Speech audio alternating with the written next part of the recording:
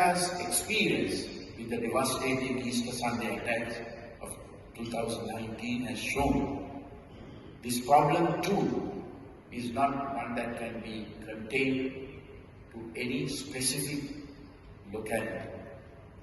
Extremism and terrorism ideology can spread with ease from nation to nation unless carefully monitored and suppressed.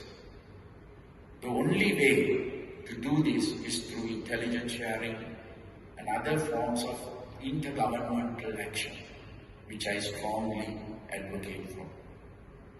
I am confident that with greater international cooperation, countries in our region will be able to better withstand all the challenges that they face in terms of ecology, economy, and epidemics.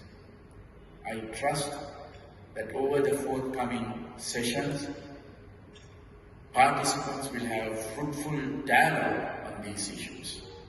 I hope that they will be able to arrive at a broader understanding on what we as nations in the region can do collectively towards resolving our common issues.